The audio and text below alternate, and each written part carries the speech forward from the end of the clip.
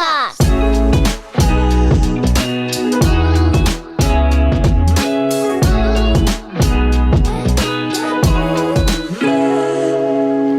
G'day dads, welcome back to the Shit Dad podcast where we share real dad stories including the whoops moments because we're all in the same boat when it comes to fatherhood. I'm Nick, married with 3 kids, and I'm carrying a decent Christmas coat after a couple of big weeks on the cans. I'm Cam, father of a 3-year-old and an 18-month-old, and I think I'm more excited about Christmas than my kids. It is the most wonderful time of the year. And a special welcome to our guest for today, Matthew Tootin, a father of 1 with 1 on the way. He's businessman, fellow podcaster, and how you going? Thank you for having me on the podcast. Excited. Welcome.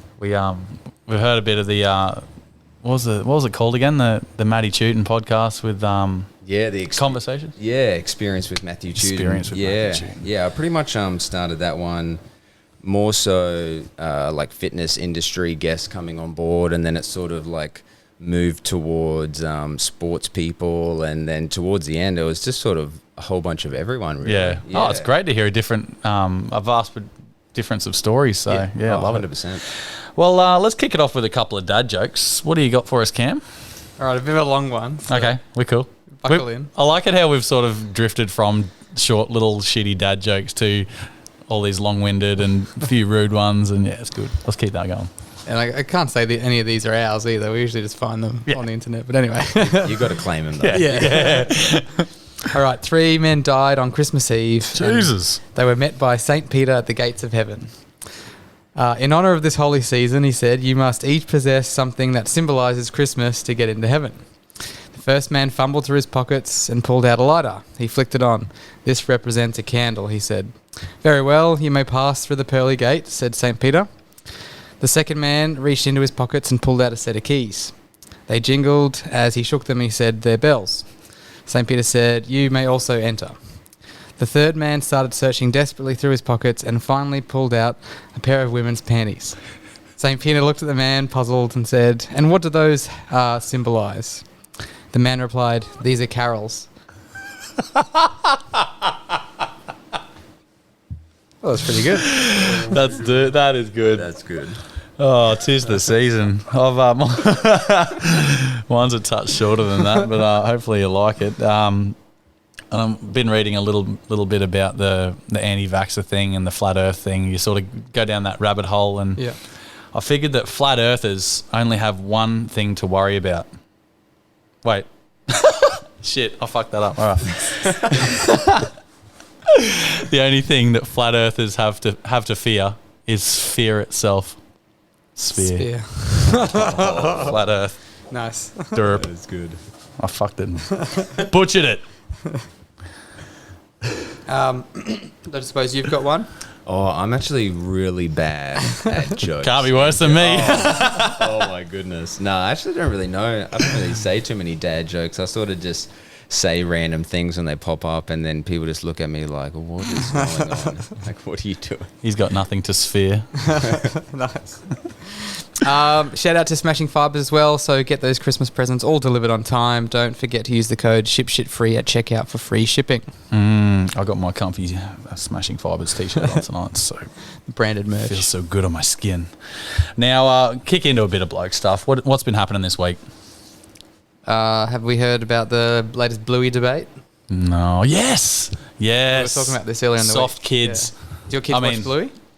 Oh, yeah. Oh, she doesn't watch it, but we've got all the stuff. Like, we've got water bottles and the bag. And I'm just like, what is going on? Dude, once she starts, she won't stop. Oh, it's killer. Yeah, she actually likes, she's been watching the movie Moana. Yes. Oh, that's we a show goodie. her, like, little clips of that.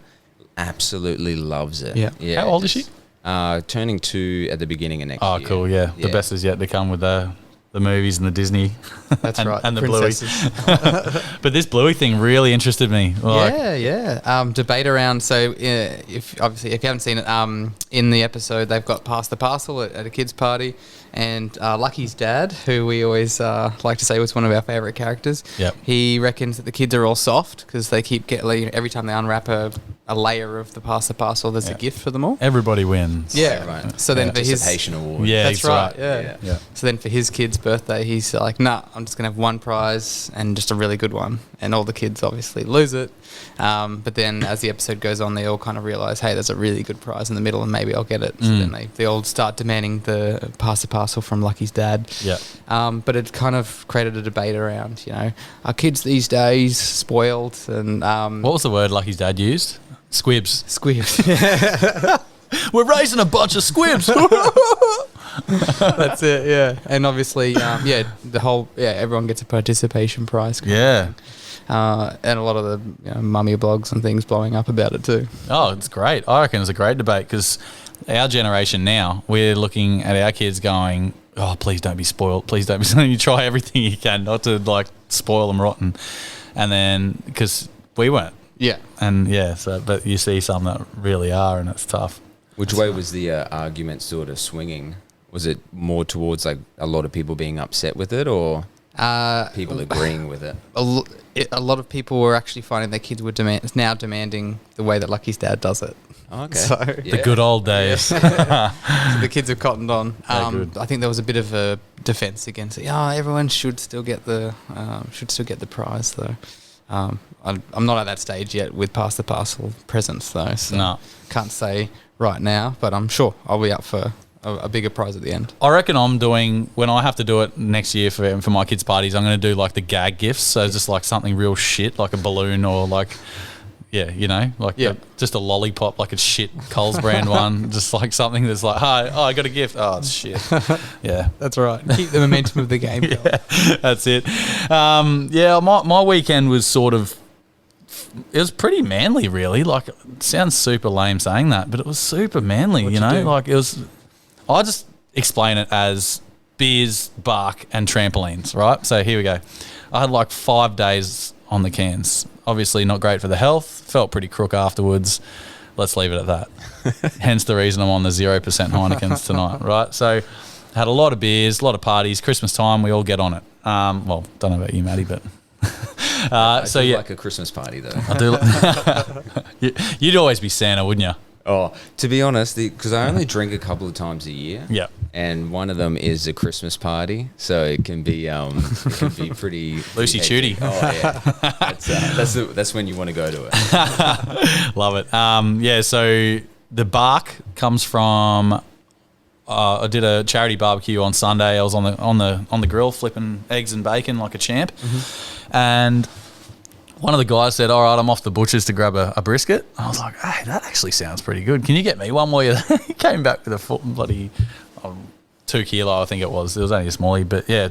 So I got on the smoker in the afternoon and did a 6-hour brisket. So just looking at the bark on it. I had a mate actually come around to pick something up, and he's like, I said, can you just go check the meat for me, see what you reckon, see if I'm on the right track, because I'm pretty new to it. And he just taps it and goes, yeah, there's some good bark on that, Nick. Like, yeah, definitely. Had to go back and Google what bark was, make sure I was doing the right thing. So that turned out pretty good. And then the in-laws got the kids a Vuli trampoline for Christmas, and we were just like, "This, I'm sick of this sitting in the garage. Want to put it up." Yeah. So we spent 2.5 hours putting this frigging thing up. Was it difficult? No, surprisingly easier than the spring ones. Oh yeah. Once I figured out what the spring loader tool was for, my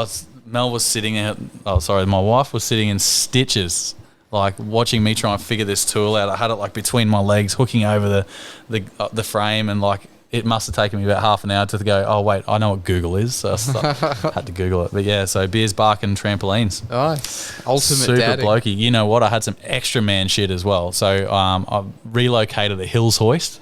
Don't know if you ever done any posting or... That'd be very difficult. Those things are fucking heavy. It was surprisingly hard. Yeah. The hardest part was trying to make sure it was straight. So I was trying to figure out how to make it straight. And then I was I had nothing there. So I had a star picket that I was using for the concrete, and I just jammed it in the hole, and I was like, yep, that looks pretty straight. Ripped that out and put it. So yeah, that was my... Yeah, I got thrown into the deep end there. Yeah. Nice. Yeah. And I had some other stuff. Helped fix a trailer. Just in school holidays mode. You know, it's like, so you go from all that cool manly shit on the weekend to, oh no, it's Monday. My kids aren't going to school. And it's like, oh shit, it's school holidays. So yeah, water park, sprinkler, trampoline. Turn it back on. Yeah. Full dad mode. You feel good after that though, like manly weekend? Yeah. I feel like my voice is a little bit deeper. Yeah, real. I felt like that after going to the Ashes. I'm like, yeah, sports. A few extra hairs on the chest. Well, my little one's not ready for school yet, but so I didn't know when the school holidays were. But today I was driving around because I was doing a few bits and pieces, and I'm the only one doing 40 in the school zone. I'm like, these people are going to get a ticket if they keep... You got mums behind you on the horn going, hurry up, what are you doing? Now, obviously, that's a good segue. We're going to have a bit of chat to you, Matt. So, first and foremost, wanted to, if you can tell us a bit about yourself and your approach to fatherhood. My approach to fatherhood. So about myself, I am 29. So, like the intro said, I've got a little one a girl turning 2 in Feb next year. She's actually born on the 14th, so Valentine's Day, which is pretty cool. And then our next one due is going to be a girl as well. So we found out that it's going to be a girl. The first one we didn't find out. And then she will be due in May. Yeah, in May. So, which is going to be good. But yeah, so about myself, over 10 years in the fitness industry, mainly as a one-on-one trainer throughout that time. But towards the tail end of that, I opened up a franchise gym called PLC, which I just sold about a month ago. So at the moment, I am a full-time dad. Wow. Yes, one of us.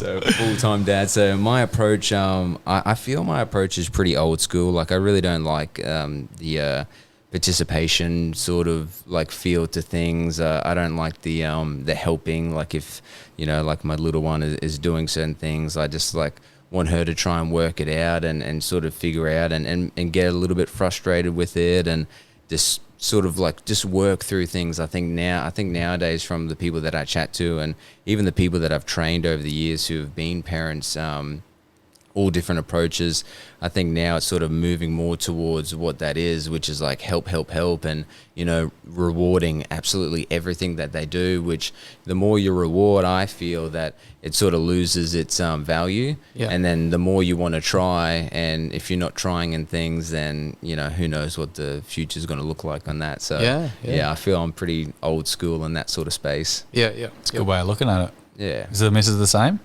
Yeah, we're actually like pretty good on the same pathway. Like, our little one, her name's Zendaya.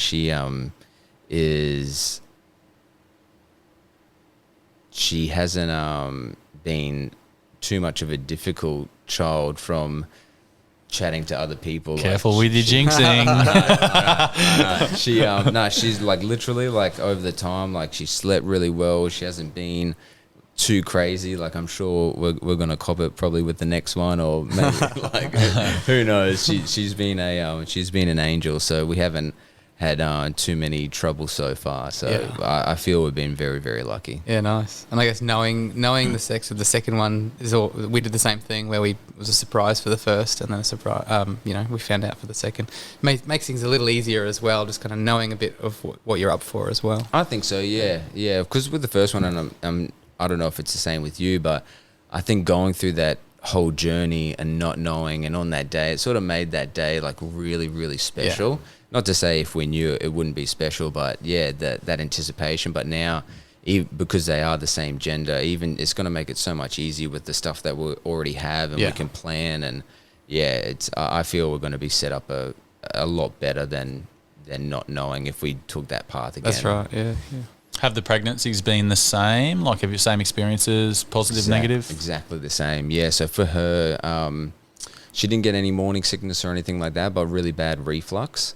And yes, and pretty much had that all the way through from the very beginning, all the way through for the first one. Same thing happening for the second one. So but apart from that, everything's good. But that's really taken a toll on just all the things that she has to do, especially sleeping. because she has to like get herself in a certain position, because if she doesn't, then it's pretty bad. But for me, everything's been pretty good, you know. Like My job's done. I ticked the box at the beginning, and I was just like, you know, I'm gonna sit back and just, you know, ride this one out. Has it changed the way? Has it changed your relationship at all? Do you feel like from pre-kids and during the first and second? No, I don't think it's really changed like our relationship or anything like that.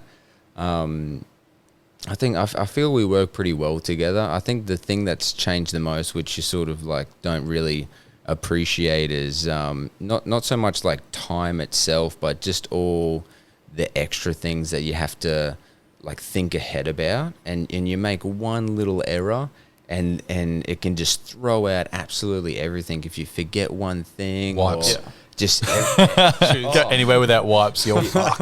It's unreal. And even just little basic things like, you know, before it'd be like, oh, you know what, I'm just gonna go down to the shops, quickly grab something, come back. Now it's a full planned out, you know, mission objective. Like, you know, you got to time everything out, and you may as well have like a full report on what needs to go down just to make it down to the shops to grab something. Yeah. It's unbelievable. Yeah, I know what you mean. We're at the point where going to the shops is like, well, yeah, you can go, but you have to take one or both. So it's kind of like, do not leave me at home with them. And so then we often fight for, I'll go to the shops. No, I will. You're like, all right, I guess I'll take one. But how much extra time does it add on to? Yeah. It's unbelievable. So I think that's the biggest thing that's been a real eye opener. Just the tiniest little things that you would never even think about. Now it can take a huge amount of time, and sometimes it's not even worth doing. Yeah. So you just sort of like structure it in a completely different way to what you would normally do if you didn't have kids. Yeah, we were chatting. I was chatting with my wife about it this week. We used to go out so much for breakfast on weekends, and just like it was something we enjoyed doing together. But now it's the last thing we ever want to do because of just how much of a ordeal it is and a nightmare just to like, you know, figure out where to go, keep the kids entertained. I'm not taking these monsters out in public. Pretty much. Unless it's got a playground you can lock them in, which some cafes do. Some do, it's good. Yeah. Most of the time, you just bugger it or just do it at home. You know? That's what they need to tap into more. Cafes with a locked-in area. Heck yeah. There's your next business idea, Matty. Exactly. Cage. What's so one thing that you could give to dads now, just talking about what we've just chatted about now, what's one little bit of dad advice you've got as a young dad of almost 2, you'd saying now, like you can't go to the shops or you can't, everything else is, you look one step ahead. What's one bit of advice you give to new dads? From your experience. From my experience, yeah. So I think it's going to be different as time goes on, because I think the older they get, it's obviously going to be a lot more challenging in those sort of activities and, you know, errands that you're going down the road to do. But I think for me at the moment, just having everything structured out, I feel like if you can, like, just say for example the wipes, if you just only have a handful of wipes and you use those in all different rooms and sort of like going out as well, you're bound to forget something. So just sort of like doubling up on a few different things. So there's, you know, wipes in one room, wipes in another room, wipes already in a bag, just doubling up on things. So then that way you can near on never forget anything. So super organized. I think it's just being a little bit more organized. And so then that way you're not having to always grab things. So it's like if the bag's already packed always, and you're sort of like almost doing like a inventory on just the bag itself, rather than take those wipes and use them in different areas or nappies or whatever it may be. It's like you can constantly restock just that one bit of, you know, kit or That's good advice, actually. That's good. I like it. Bit of pre-planning. I think so. Yeah, because like you said, you forget one thing, and then depending on what the situation is, it can snowballs. Oh yeah, it's bad. It's bad. Now, we mentioned before you've dabbled a bit in podcasting as well. We were keen to just chat about, you know, what kind of set you on that path, and obviously how long you did it for, and also why you know, this idea of performance mindset was, you know, so important to you. Yeah, so I started it. I did it for a year and a half. I did 55 episodes for it. Originally, I did it for a combination of two different things. I was doing one-on-one training at the time, so I wanted to do it for extra content to be able to post out there to just get more people sort of educated, because the beginning I had a lot of fitness-orientated guests on there, and like I said, it sort of transitioned to other things, but I wanted to just have another platform to put content out there, really good guests coming on board, having good conversations around health and fitness to be able to just help as many people as I could in a slightly different space. And back then podcasting was, like constantly getting bigger and bigger, and now it's just forever growing, which is amazing. So I was it was more for that, and then secondary to that, I wanted to be able to network in a win-win situation. So in business and all those sort of ventures, the best way to do things is network. You talk to like-minded people, gain their best bits, and then you're sharing your best bits, so then you can grow together. But the normal networking that's sort of out there at the moment, I feel it's very forced, and it's very sort of one-way traffic as well. Like, people are there to try and like benefit themselves, and I need to get that little bit of whatever, where podcasting seems to be a little bit more genuine. So like, if you asked a guest to come on board and they say yes, they actually want to be on there, and they're more, I just feel like there's a little bit more caringness to it, and then you create just a good relationship with that person. If they enjoy the experience, they're more than likely going to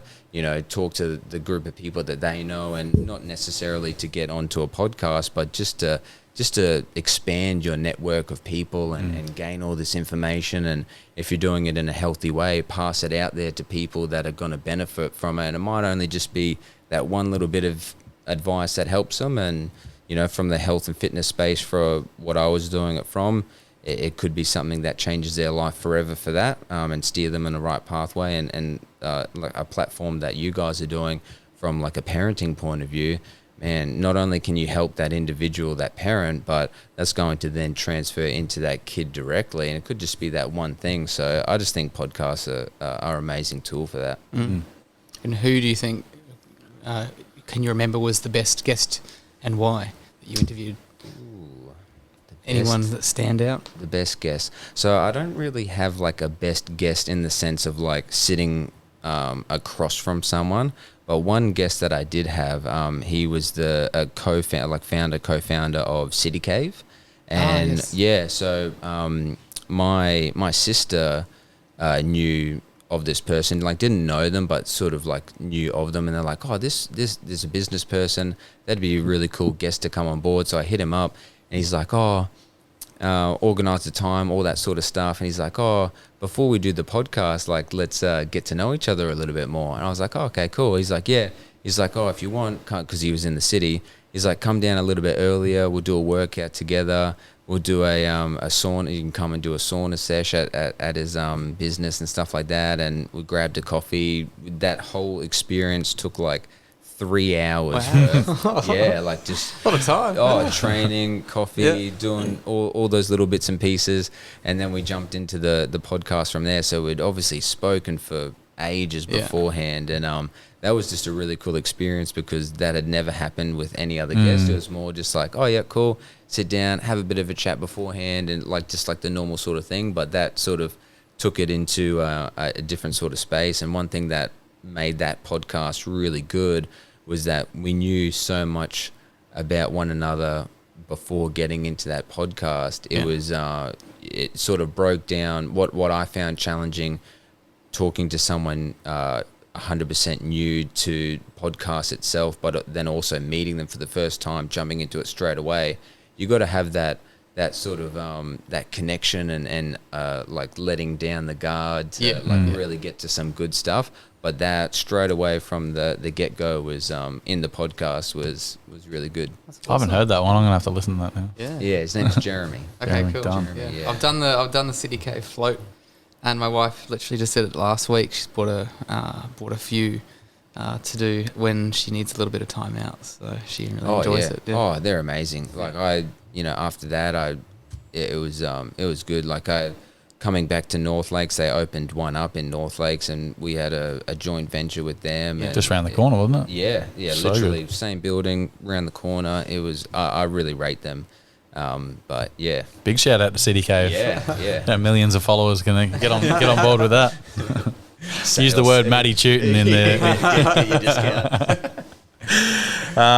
Now, what we'll get more to you as a person, and now how you're adapting your sort of fitness mentality, and you've got quite a strong mentality as well.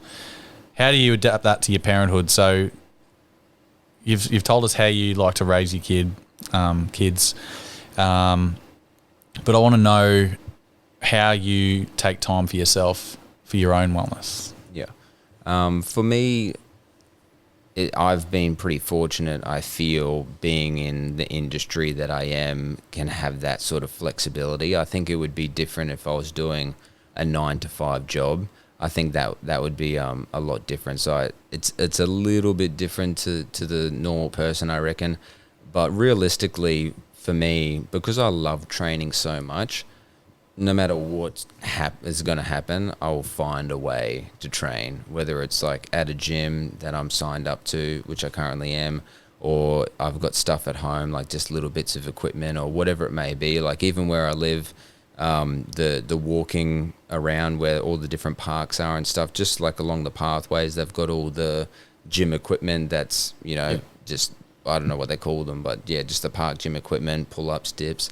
I'll find a way to make it happen. Yeah. So I feel that's never gonna sort of die away. There is little micro challenges there, but realistically, I find that if you're in a position where you need to get that training session in, and then you physically can't get to the gym, and even sometimes it can be hard to train at home because of whatever reason, with the little one, involving them from what I involve Zendaya in my training at home.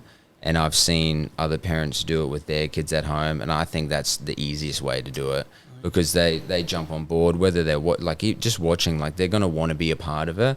And if they get in to do little bits and pieces, just the other day, we've got like a little setup where I'll sort of pause it there, but I'll come back to it. Like Zendaya does swimming and she does gymnastics, like the little bits of that. So I bought like some gymnastics things for at home that she sort of like climbs up on and does all that sort of stuff. So when I train, I'll bring those sort of things nice, out. yep. So then she can do the little things that she likes to do, that she's already sort of learned in the class that she does on that weekly basis. And then I can do my thing as well. So she's sort of occupied doing fitness, sort of looking what I do, sometimes tries to do my thing, but, not old enough to quite do that. But I think just being in that same space, rather than like giving them like a book to read or like a bit of technology, and sort of like pushing them away almost while you do your thing, I feel including them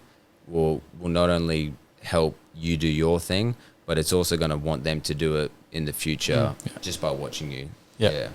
Breeds a healthy mindset. I love that. Yeah. Is fitness the only thing that you sort of turn to for stress release, or? Yeah, I would say so. Yeah. Yeah. I think anything that you truly enjoy is going to de-stress you.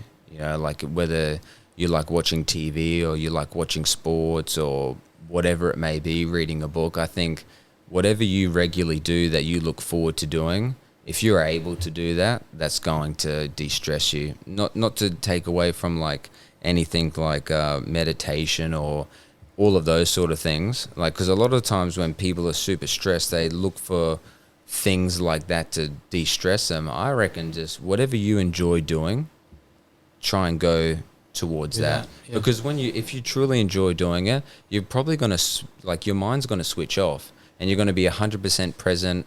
You're not going to be thinking about the things that do stress you out, and whatever that may be, hopefully it's healthy. Obviously some people take that unhealthy pathway when it comes to reducing stress, but if you can find things that you love and it's healthy, then yeah. I heard an awesome quote as well this week. I was listening to the Alpha Blokes podcast, and they played a clip, and it was a guy. It was like one of those Tony Robbins sort of guys, really motivational, and he said, "There's things you can't control in life, so when you are starting to feel overwhelmed and anxious and depressed and all that sort of thing, write a list, and the things you can't control, cross off that list, and then whatever's left over, find the easiest, most attainable thing at that moment in time and attack it, and then just work at it like that, and then it'll just take a load off you immediately, pretty much." Methodical. Yeah. Yeah. Because that might work for some people, might not work, but I know I've taken that away. I took that away from that pod, and it was awesome. The funny thing about that is when you do that list up, most of the things that people stress about are the things that they can't control. So even if they got down to the end of that list on things that they could control, sometimes there might not even be anything on that list. You know, so you've just de-stressed yourself purely from eliminating absolutely everything that you can't control. That's a good way of looking at it as well, yeah. I know there's a lot of things I can't control, and yeah, you sort of look at yourself and go, "Oh, right, if I could only do this," and you think, "Oh, well, I can't do it. It's not up to me," you know. Yeah. So where to now? You're out of the PLC game. Yeah. What are you thinking of doing?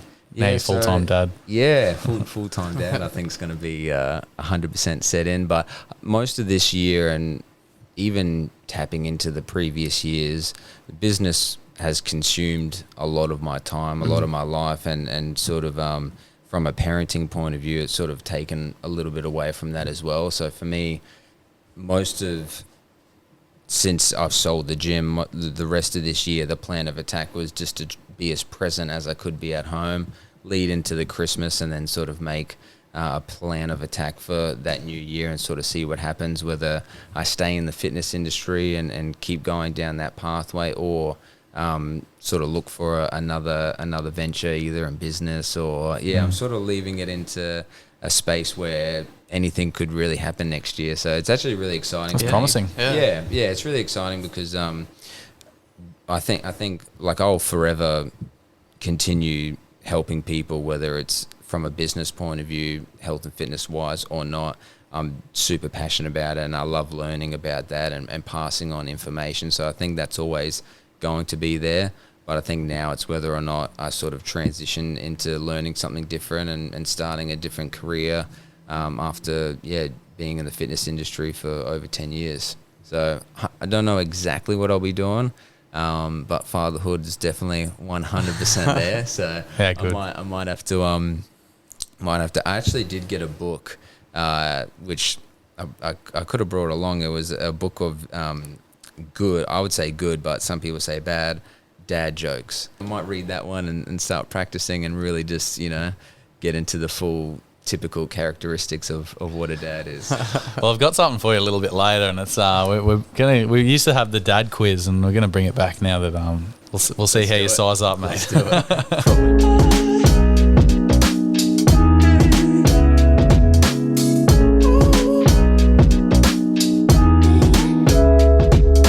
All right, guys, it's time for the Shit Dad Sports Wrap.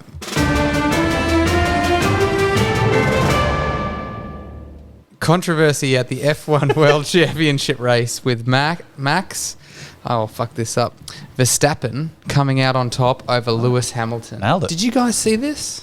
I didn't watch it. No, I haven't seen it, no. Formula One? Because remember how I watched the whole 10 laps of Bathurst? That's right. I didn't even get to watch one lap of this, but I did read up on it, and it looks pretty interesting the way it finished. So, was it a bit of an upset win then? Yeah, I'd say so. Yeah, going off the news and that. But have you looked into it at all? Do you want to try and sum it up in the Cam Sports Chat way, or? I reckon the controversy was all around he was cheating. Oh. No, I'm just making that up. This is the beauty of the Cam Chat. I love it.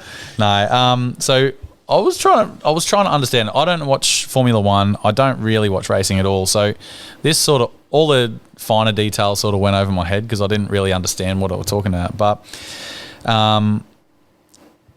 so what I got from it was, in a nutshell, Lewis Hamilton was tearing it up in the lead. He was 10 laps ahead. Max, is it Max? Yeah. Verstappen. Stappy. I'm going to call him Stappy, okay? So Stappy was a fair way behind, and I was just you're sitting there going, well, it was a bit like Bathurst. They were like 49 seconds behind. They came back to win by 5 seconds. But so what happened was there was a major crash, like with a few laps to go, and I don't really know the technical side of it. There was talk of red flags and stopping the race and restarting it, or safety cars, etc. But the controversy was of the safety car that came out. It allowed all the cars between that Hamilton and Verstappen had lapped, that were sort of in between them at that point of the race, safety car allowed them to go past. So something to do with Verstappen being closer to Hamilton by the time the safety car got off the track. But in that time, there was talk, because there was talk of the red flag and the race restarting. Hamilton had stayed out on the track, and Verstappen had replaced his tyres with some better tyres. So when it came to the last race, the last lap, Verstappen had the better tyres, so he's gone over the top. That was my understanding, and I'd be happily mistaken, and if someone knew better, but I definitely don't know better. I don't watch racing. I watch a lot of sport, but that's the one space I don't watch. Dead set. This year is the first time I've ever spoken about racing, because I don't care. It's fucking cars, man. Was there an element of Max almost Stephen Bradburying it, just getting past a few of the other? Oh, that's a fun way of putting it. I like it. Yeah. Well, he was that far behind. Like he was a fair way behind. So I can't imagine Hamilton would have been too happy, but by all accounts, he was a good sport, as he usually is. So, is the cheating because the crash was like a fake crash, like someone set that crash up, or is it the fact that they're not allowed to go around that safety car? Were they meant to stay behind the safety car? Well, that's where I sort of got lost in the reading, because I think there was a rule that if the race wasn't going to restart, they were going to they're supposed to let the lapped vehicles go past. But if it's not going to restart, then they stay behind. Yeah, I don't know. It was one of those things where I was just reading it, going, "What the fuck are they talking about?" But it seems interesting. Like, people who are really into that sort of stuff, they know it inside out, and they're probably screaming at me, going, "You fucking idiot! Shut up! Stop talking." I've been told multiple times by people at work. There's some really great F1 docos on Netflix that apparently once you watch them, then you get into it. So. Oh yeah, right. Apparently, yeah. Oh, worth a try. Unlucky Lewis. So, Ash's first test triumph to Australia with an English batting collapse on day 4, leaving Australia only 20 runs to win. So you're a pro on this, Cam. You can give the whole wrap up on the Ashes, can't you? Because we went. That's right. You were watching it firsthand. Right. The main thing that I remember was there was 2 streakers. No. I thought you were going to say the Mexican wave. No, we basically spent most of the day trying to watch Lyons get his 400th test certificate, and he didn't get it, and then he got like the first thing the next day when we went there. Oh, and then some more wickets as well. Yeah, you got a few more after that too. So obviously, it was great being able to watch the Aussies do so well. Next test will be Boxing Day test. Is that right? I think it's Radelaide. Oh, Radelaide, then Melbourne. Yeah. Yeah. Okay. I think it starts in 2 days' time, Thursday. Yep. Yeah. And what's the predictions for how's that's going to go? I'm going Australia whitewash, all four. Yeah. Well, it's going to be interesting, I feel. I'm a massive cricket. This is now. Now we got his attention. I don't know anything about racing, zero, but I know cricket. But it'll be interesting because they're bringing back Broad and Anderson. So 2 extremely good bowlers are coming back in, and then we're potentially losing Hazelwood, and then Warner potentially out as well. So our opening batting is going to be tested. We got Khawaja coming in? They're either doing that, or I saw this article that Matt Renshaw might be coming back in. Oh, that's bold. Yeah. So like a fairly junior opening pair, and Harris, who's in there at the moment, has got the worst average as an opener and Ashes cricket in general. So I think those little changes are going to be pretty fascinating to see how we actually go in the Adelaide test. I feel like Australia's got big enough characters in that dressing room to not be too fazed by small changes that affect the mentality of the team, I feel. Anyway, I could be wrong and we could get absolutely wiped in the next one, but I think yeah, we've got enough depth in bowling, I think. But it's funny you say that about Anderson and Broad coming in. I was thinking, oh, far out, they're getting old. Like they can't be the players they once were, but they fucking are. Hey, they've held that. They really are. But then you think about Stark and Lyon and Hazelwood, they're all sort of getting on as well. Yeah, so it's if you look at Anderson's stats, he actually is getting better each year. So he's getting better as he's getting older, which is just for a bowler. I think it's pretty impressive to keep getting better. Can't be worse than when he bowled the wide a couple of years ago to second slip. Was that Harmison? No, that was Can't be worse than Harmison. Yeah, that's pretty bad. That was ordinary. Hey. Yeah, I remember that. I was actually I thought of it when we were bringing up the sports wrap stuff. I was like, the only worse day to go than the day we went would have been day 5 when the gab wasn't even open. Like nothing happened on that day. Like even the Barmy Army, the Brisbane Barmies were kept quiet because like England was sort of just chipping away, and I feel like they didn't want to be too loud and obnoxious in case they did collapse like they did. But exactly. It was quieter than other years. Yeah, maybe. It was a good atmosphere. There was some good bogans, some good Mexican waves. A lot of good mullets. Yeah, good mullets. Yeah. Some good chants. Good, like all the favourites like Aussie, Aussie, Aussie, oi, oi, oi, and you were a wanker and bullshit. Yeah, all those ones. Yeah, classic Australian act. I think the real question is from that streaker talk is, did anyone shoulder charge the streakers? Oh, that was like Sam Kerr did. Spectacular by Sammy Kerr. Unbelievable. And we were just talking about her on the pod last week too. Phenomenal. And then she goes and does that, and I was sitting watching TV going, she could not be any more my favourite player right now. Crazy. So good. Nice. All right. Well, speaking of Premier League, it's been rocked by COVID with some fears that clubs might miss the busy Christmas fixture schedule. Well, it's just come out tonight as we've recorded the podcast that the Manchester United-Brentford game tomorrow morning will be off. Oh, really? Rescheduled, yep. I've got a sister-in-law in Edinburgh, and she says the rumours are flying high over there of another lockdown. Yeah. Yep.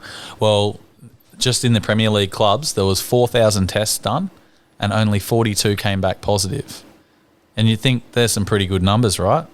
That's enough to shut down, I think, 3 clubs' training grounds during the week. So all 3 of those clubs have. So Tottenham pulled out of their midweek fixture in Europe, so they might be even wiped from that competition altogether because they did it at such short notice. Man United's off against Brentford, and there's another team who's rescheduled their fixture as well. But yeah, so December and January in the Premier League are like fixture list is like compressed. So there's some weeks where it's like 4 games in 10 days, so, and now they're pushing these games into January. It's going to be even worse. It's going to be like that for longer. So you sort of think to yourself, player, like if they're trying to look after the players and not spread COVID, like would they rather have the players overuse injuries and like player mentality and things like that? It's going to take a hit.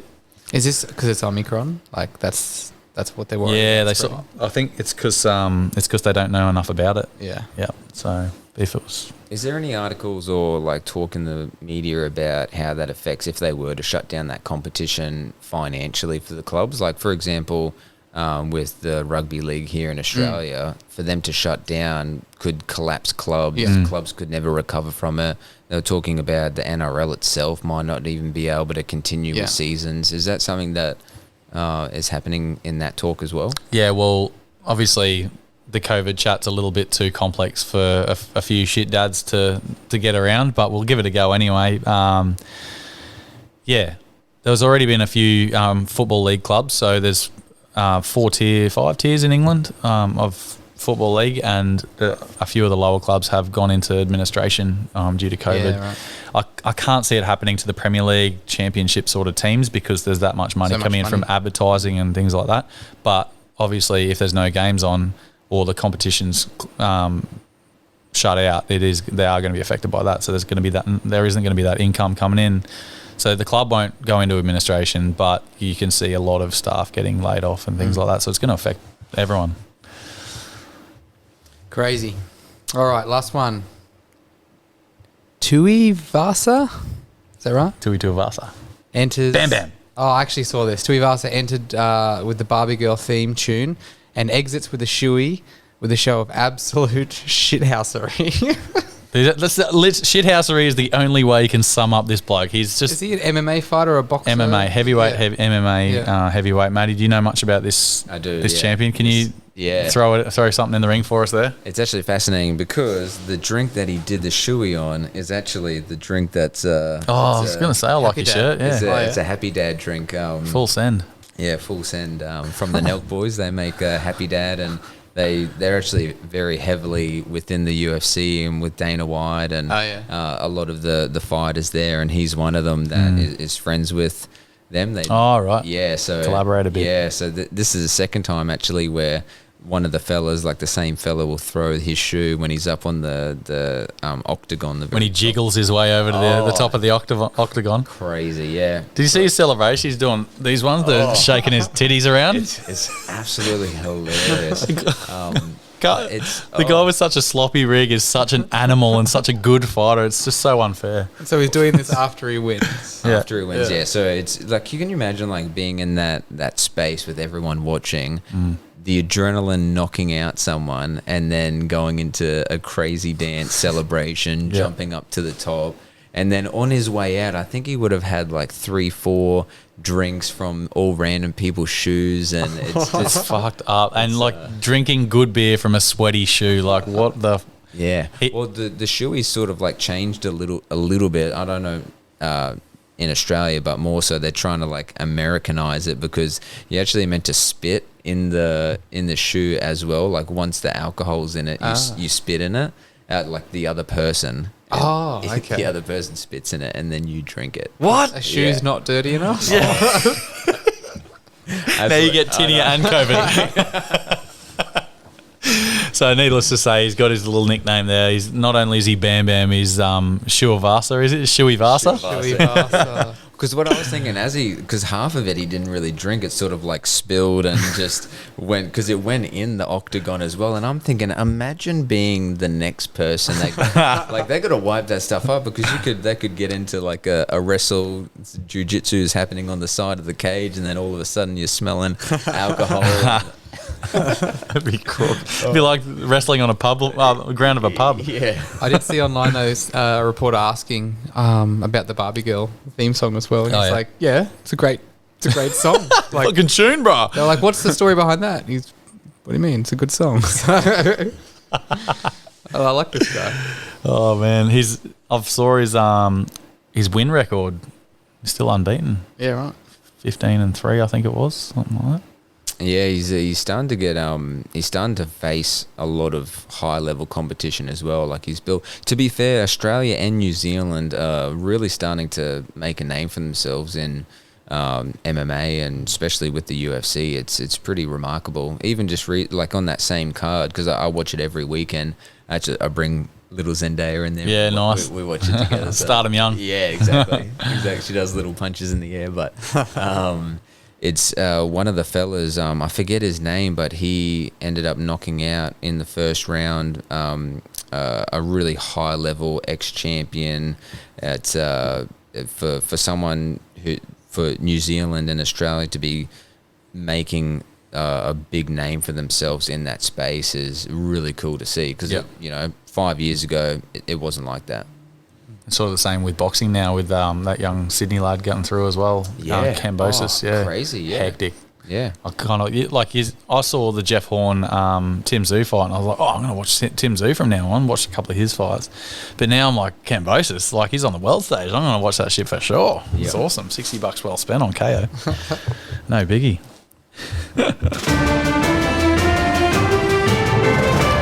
And that wraps up the Shit Dad Sports Wrap. Cam, you're getting better at sports. I'm not gonna lie. I should probably try and understand the names before I read them out. I do enjoy the fact that you're only reading the headlines as we're recording, so that makes for more confusion, and it's a lot of fun. I like it. So now it's time for a bit of Shit Dad Moment of the Week. Get excited for this. We have quite a few submissions today. So you did a shout out on social media, so we've got a few. Yeah. So I did get one. I was talking about the Alpha Blokes podcast before. Those boys are doing some cracking things, and up in they're Central Queensland guys. So they like a few cans, and they talk a lot of shit, and it's a good listen. But Tommy from the Alpha Blokes podcast got to us on Instagram, and he said, "Legends, thought of a funny topic. Is pull my finger then dropping a fart at the perfect time? The finger is being pulled the greatest dad move of all time." Oh, it's pretty up there. I'm not gonna, it's pretty good. It's done about the best of all time. It's pretty good. I've been giving it a belting lately, and the young fella thinks I'm some sort of magician. It honestly entertains the both of us equally. And another beauty, I reckon, when a bluey or whatever TV show they're watching finishes and another automatically starts in 10 seconds. You know, the Netflix feature there? He like picks up the remote secretly and just presses enter. Yeah. And he's like, it magically appears. He goes, oh, here we go. I think there's another one coming up now. Bang. And he starts it. And he says, I pretend to point and conjure up another episode just as it starts. It's all about looking like a legend. Nice. I like that.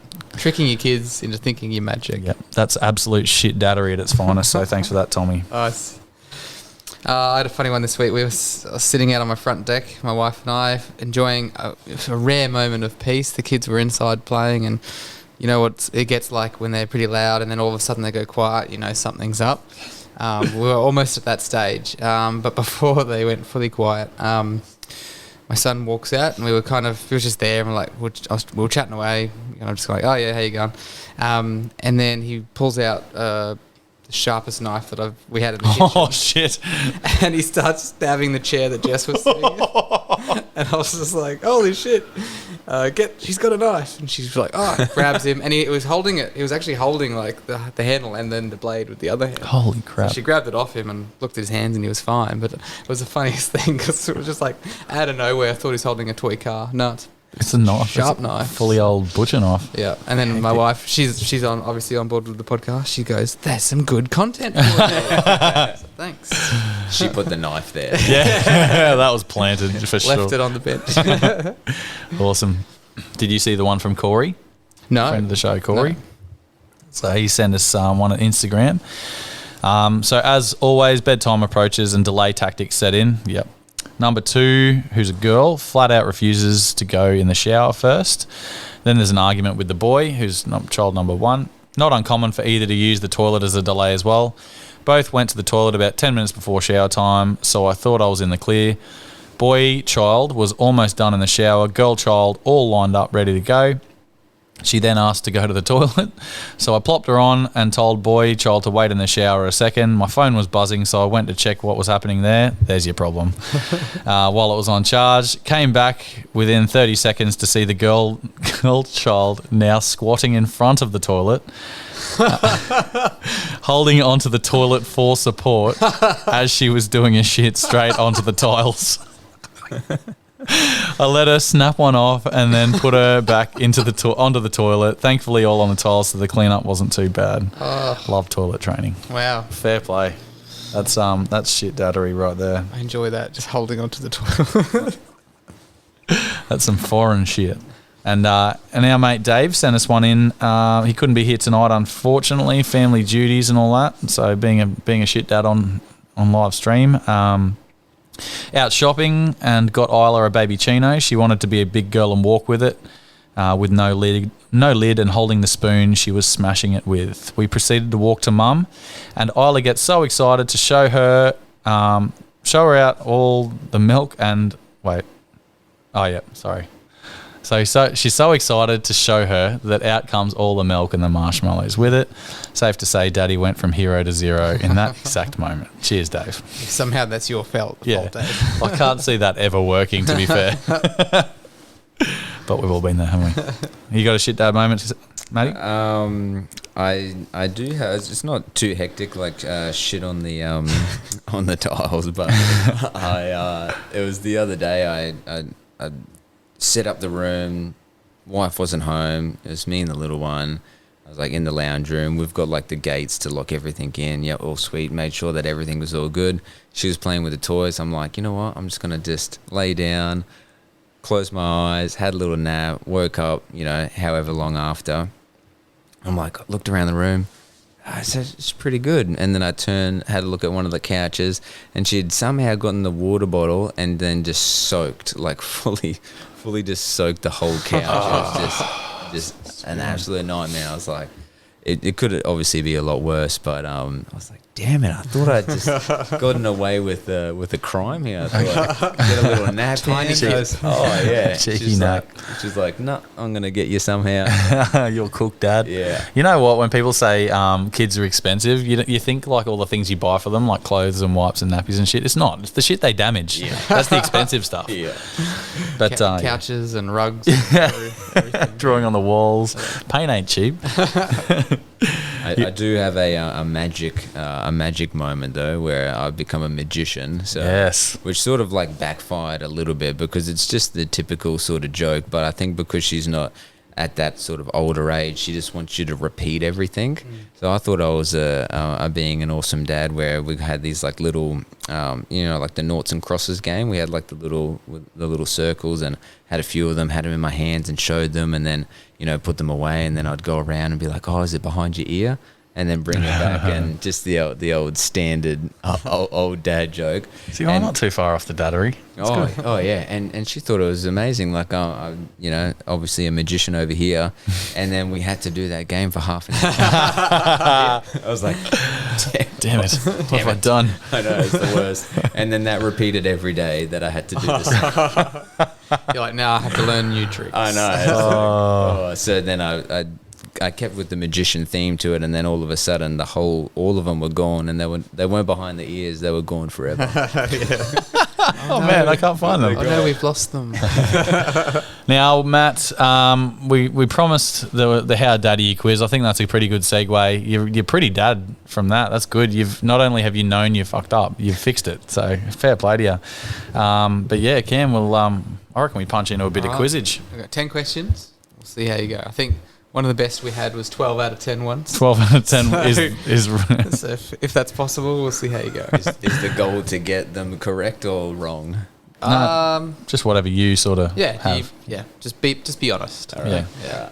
So, do you wear socks with sandals? No. Do you... Oh, I forgot we had to pause. Forgot you need the song. Do you keep your phone on loud always, including keypad tones? Keypad tones? Oh, God, no. Do you cough to cover up a fart? No. Come on. Who doesn't do that? No, you gotta let it rip, I reckon. Everyone's gonna know about it. Do you give your kid the dad eyes when they're naughty? Oh, yeah. Yeah, have to. Nice. Do you say, I guess it's free then, when the FPOS machine isn't working? Yes. Yes. I also do the lights in the house. It's we must be made of money. Oh, he's bought his own. Yep, that's good. Yeah, that's how you get an extra. It's 3 out of 6. Do you say, you can do mine next when you see someone washing their car or mowing their lawn? No, weak. I don't. To be fair, though, my neighbour, they get a person to come in and do the, they're in and out real quick. They're just like, nice. Yeah, so You barely see him. Yeah. Phantom mowing. Yeah. All of a sudden it's done. I'm just like, shit. You're like, come on, do mine. Yeah. You can do more next. All right. Do you enforce the dad tax when you're giving food? Oh, yeah. Yep. Good. Yeah. Do you use bread to mop up your plate after a roast?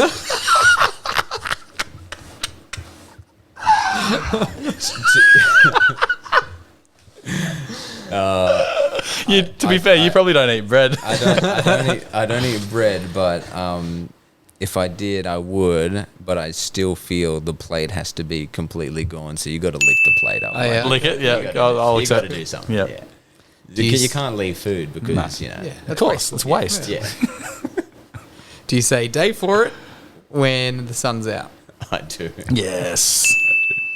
And finally, do you turn the radio down when you're looking for a street number? Oh, to be fair, I haven't I haven't done it in an extremely long time because I would have done it before being a dad. I would have been. I love that. Yeah. I need that concentration. Yeah. Or if someone's talking. Yeah, everyone shut up. Yeah. Everyone shut up. And that same scenario happens inside the house as well. Like if it's too loud, the volume has to come down for thinking. I think I've mentioned this before on the pod. I've adopted my dad's old habit of muting the TV when the ads are on. Not that we watch a lot of free to air TV, but it's too loud. They turn the ads up. Is that a thing? Is it? No, okay, definitely not. Now, Matty, it's been awesome hearing about your story and how your outlook on fatherhood, outlook on life, your outlook on fitness. And yeah, I've taken some things away from it. Not sure about Cam. I'm sure. It's been great. Thank you for coming on. Really appreciate you taking the time to come and have a chat with us. But yeah, do you have any lasting words and dad advice that you'd like to shout out?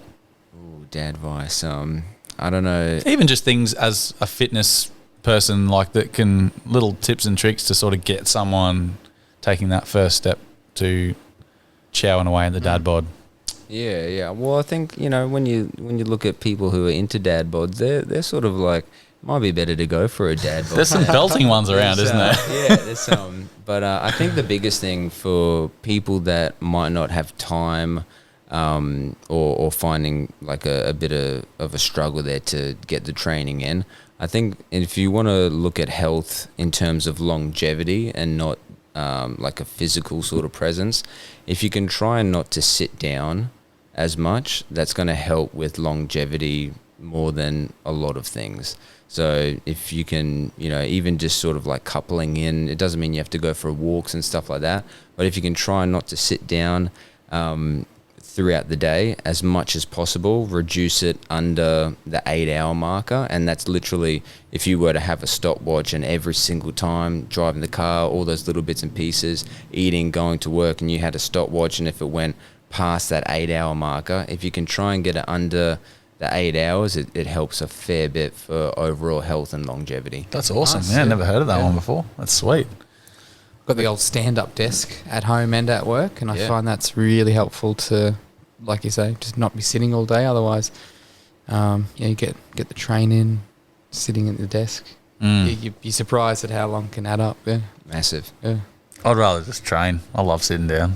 I like lying down. Yeah, just give me 40 minutes in the gym. I'll sit down the rest of the day. What you got, Cam? You got any lasting words, mate? I'm just get a stand-up desk. Yeah, fair play. Please leave us a review wherever you listen, or on our socials. Keep the shit daddery going. Let us know what you want to hear, because we're all ears. And follow @shitdadpod on Instagram, or email us at shitdadpod@gmail.com. But that is it from us for 2021. So thanks for getting on the Shit Dad train and supporting us to 23 episodes. Join us in the new year for more shit daddery. So keep sending us in your shit dad moments, or for the mums, shit parent moments. We're all ears. We love that stuff. And happy holidays from us at the Shit Dad podcast. So until next time, don't be a pain. Keep staying in your lane and playing with your candy cane. Happy holidays for the kids.